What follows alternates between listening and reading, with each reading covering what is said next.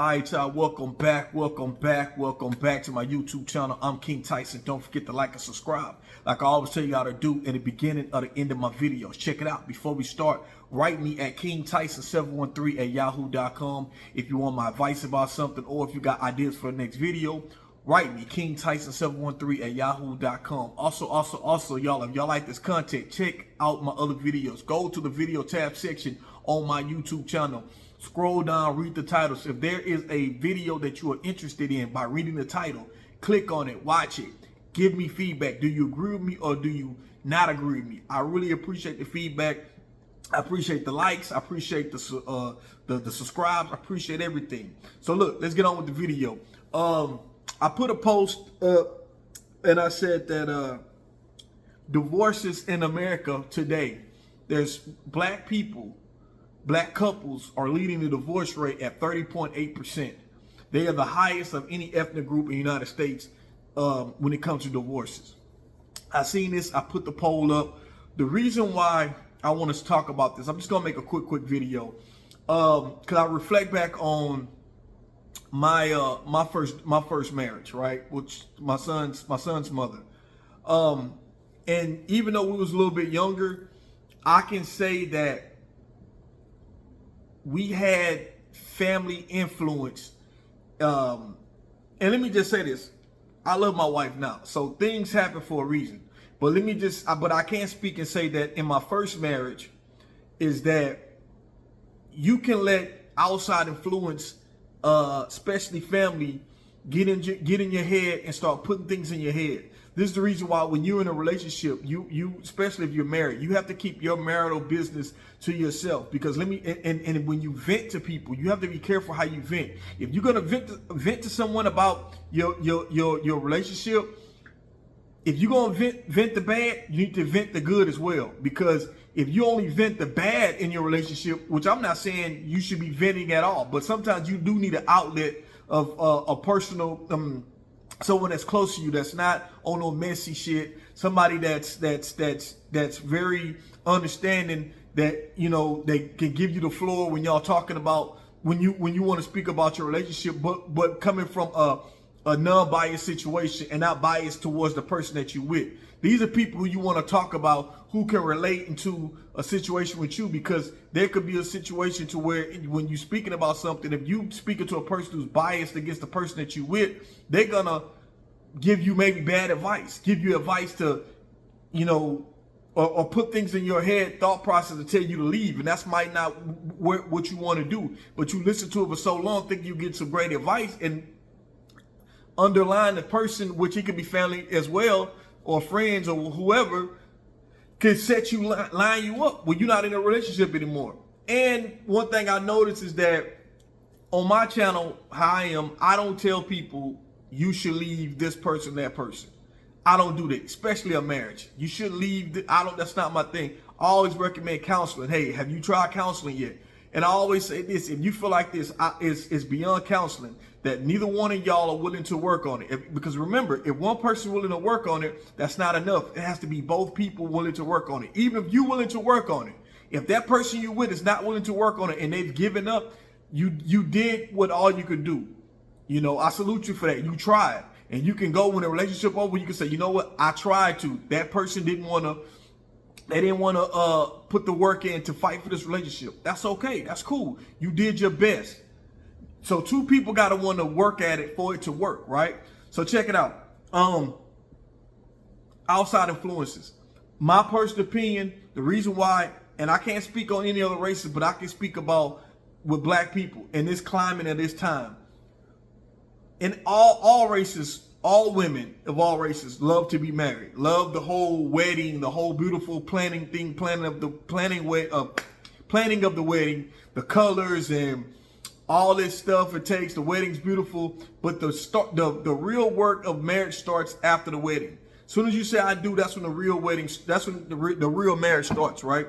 So the issue is a lot of people, a lot of women want the marriage, but they don't understand. They want the wedding of it. They still want the marriage to say they're married. They want the title, but you got to understand what that title consists of, and that's on the husband and the wife, not just the wife. Men as well, brothers, we gotta put in the effort as well with our wife. We gotta understand two becomes one. We don't cling unto our mother. A lot of times, brothers, I was one, a mama's boy. You gotta not lean into your mama no more. You know what I'm saying? You can't, you got a wife that you lean into. A lot of these things play into the reason why there are high divorce rates in black couples. Also too, is that as black people, we are so much influential to other people as far as our style, as far as how we are, as the way we carry ourselves. So that's very influential, right?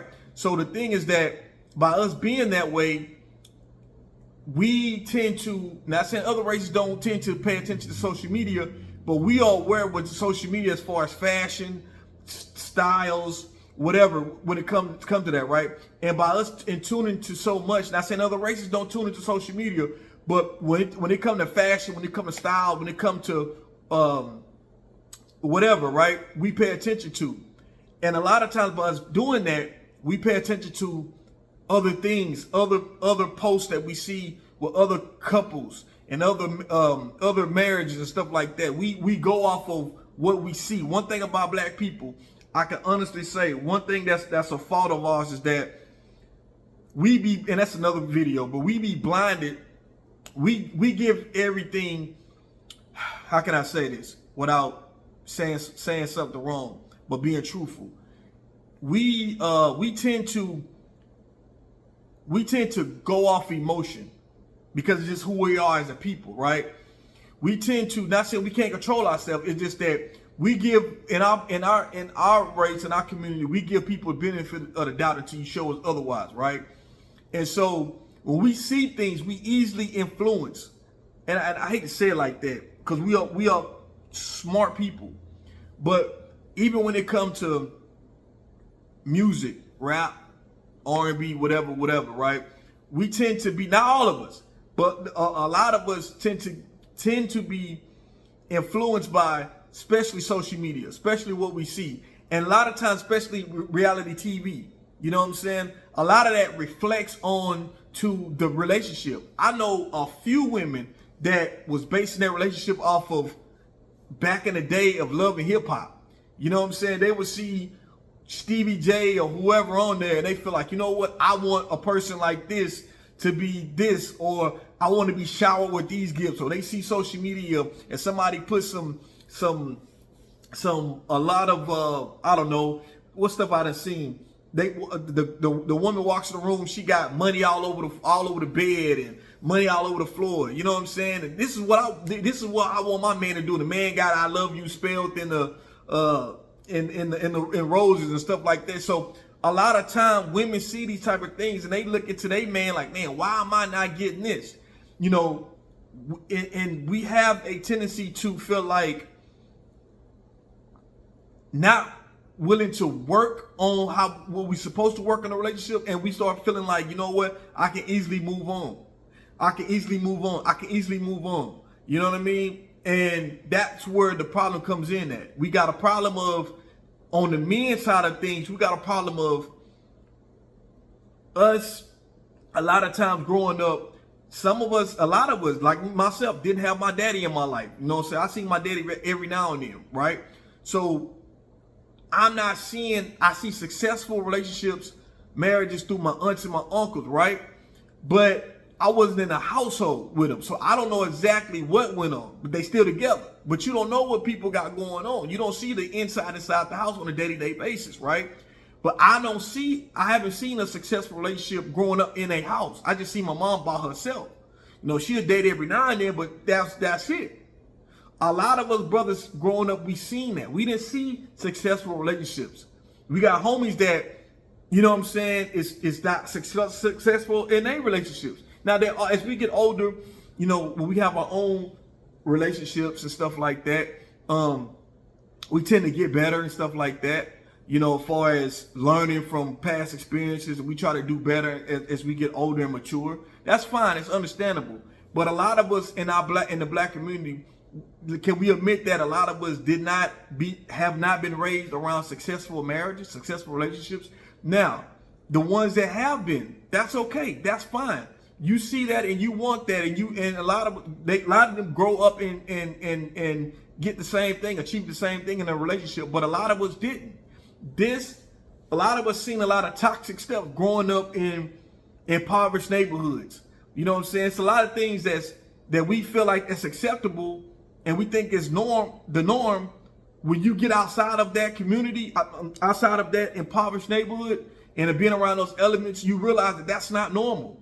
That's not normal to see the things that we seen when we was younger, to go through the things we went through when we was younger. That's not normal. You'll think that that's normal relationship type of things. You know, women who, like I say, women who grew up in impoverished neighborhoods, they might get into a relationship when they was young or whatever. They think that a man putting hands on them is normal. You know what I'm saying? Because you feel like, okay, I get with this brother, and I've been through the same thing. You think that's almost normal, and that's not normal. Not saying that all black men hit their women, because that can be in any race. I'm just saying that things that we learned when we were younger, we realize when we finally realize to do some self-reflecting, and you start being with someone who does have some sense of normalcy, that you realize what you've been through ain't normal. So I feel like the influence of social media is a big part of the reason why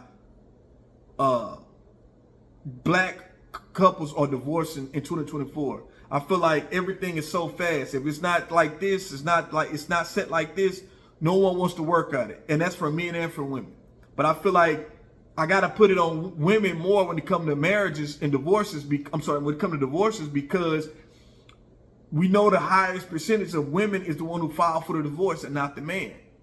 You know, I feel also too that I feel like social media is number one. I feel like number two is a close second. I feel like where we came from in us not seeing successful relationships and not learning how to handle relationships. I feel like as men we taught to be tough, especially black men. You can't cry. You looked upon as weak when you growing up. If you cry, you looked upon as a punk. You looked upon as weak. So we not learning how to express ourselves. And when we do express ourselves, it's almost like it's over the top, because we done held something in so much, it's over the top.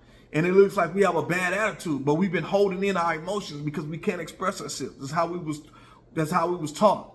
So when we get into relationships with women, when it's time to learn how to communicate with our women, we don't know how to communicate with our women. A lot of us, not all of us, but a lot of us, some of us. Let me say that, some of us. I'm not saying all black men are like this. I'm just saying some of us. You know, these are things that's going on in relationships that we don't pay attention to, and the reason why things are where they are. You ever been with a guy, ladies, and you like, damn, he just go off the deep end. I can't even talk to him. I can't get anything through with him. But if you really talk to him, and try to understand him, he never had an outlet to express himself, what he could do. He just, especially when you grow up in a neighborhood, you gotta be tough. Because if you tough, if you're not tough, you will get taken advantage of. So you gotta be tough. So it's hard to let your guards down, especially even with a woman. You know what I'm saying? These are things to reason why these divorce rates are. So we can't communicate, and it can't work out. It doesn't work out, and then then a divorce. You got a lot of, I hate to say a lot, but you got some black women who, tend to, and other races of women are jealous too when you be married. But you got, since 1 in every 4 black women will be married, the other 3 be friends, family members who not married. So you might vent to them on what's going on. The worst thing you can do is vent to someone who's not married about your marriage, because they're not married. They don't understand what you're going through. And when you do that, by them not being married, of course they're not gonna give you the best advice about how to handle when you're going through issues with your husband. Because a lot of it be jealousy. I'm gonna be honest with you. Not every time, but a lot of it do be jealousy. You know what I'm saying? Straight up. And that affects your relationship. And as black people, we gotta learn how to, the pillow talking amongst each other should be amongst each other. You know what I'm saying? We gotta within the couple. Nothing wrong with pillow talking when it's with each other. But sometimes when you talking, venting, you got to be careful. You know, the idea of that. Then also too, the idea of the rich man. I'm going to get a rich man. That idea, and not realizing what's important versus a rich man, because not every woman is entitled to a rich man. What about a man who's going to love you and treat you right? Not saying a rich guy can't love and treat you right, but I'm saying if you can't, if you don't qualify for a rich man, or you don't get a rich man, what's stopping you with getting an average man and y'all living the best that y'all can do and y'all hustling together and making more and building with each other? What's wrong with that? Instead of shunning other regular guys, you know what I'm saying? These are things that I feel like is hurting our black community when it comes to in the divorce rate. You know what I'm saying? Finance is a big thing, even in any other races. Any other race when it comes to marriage and going through a divorce. Finance is a big thing. I know women want to say infidelity. Well, the infidelity, man, cheating. I know what y'all want to say. I know how women are. I know how y'all are. Y'all when divorce, and automatically when it's going through a divorce, you automatically assume the man messed up. Always. The man, when it's a divorce or breakup, the man messed up. That is not always the case, y'all. That's not always the case. Men get tired too. And in this climate, ladies, a lot of issues, men are not getting married at the same rate either. And men are not getting into relationships in the same rate. They rather just play the field and deal with less headache, because they feel like women these days are coming with so much headache, it don't make sense to be in a relationship. This is where the wires get crossed, and we got to figure out what's in the middle where black men and black women can work it out. You know what I mean? But anyway, y'all let me know what y'all think about this video. Y'all tell me, what do y'all feel like is the reasons why black people lead the divorce rate in 2024? Y'all let me know what y'all think. I gave you my reasons. I feel like social media is number one. I feel like how we was raised was number two. Not seeing less successful marriages. Back in the day, Big Daddy, Big Mama, when they was married, we did see our great grandmothers and grandmothers be married for a long time. But when it started getting to our mothers, you know what I'm saying, fathers and stuff like that, aunts and uncles, we not seeing as much successful marriages as we once was back in the day. So, and now the younger people now, I'm 41, you know what I'm saying? I'll be 41 in a couple of days, but let's just say I'm 41. I'm 41. You know, I seen grandma and grandpa have long lasting relationships, right? Long marriages, right? Still together. But a 20-year-old seeing his mom and dad not together, you know what I'm saying? So, and they seeing a lot of they uncles or whatever not together. So these are things that's what I'm talking about. So I say social media is a big impact. It's very influential because women tend to look at social media and judge their relationship off of a mood that they see. Oh, that's a mood. You know what I'm saying? When I get in a relationship, I want it to be like this. What they see is a visual, what they see on social media. And a lot of the social media stuff just be pretend and be a facade. You got to go off of what's true within yourself and within your partner who you with. That's what's true. Not seeing something on social media of a relationship that they put on and you feel like that's the mood. That's how it's supposed to be. No. So I say social media, I feel like what we lacking of what we seen growing up, the way we communicate, what we've been through is hard for us to communicate and get some understanding. This is what I see, what in my opinion, what's causing the divorce rate and black people with 2024. Y'all let me know what y'all think. Tell me in the comments. I'm King Tyson. Don't forget to like and subscribe like I always say I do in the beginning and the end of my videos. Peace and blessings. One love. I'm out.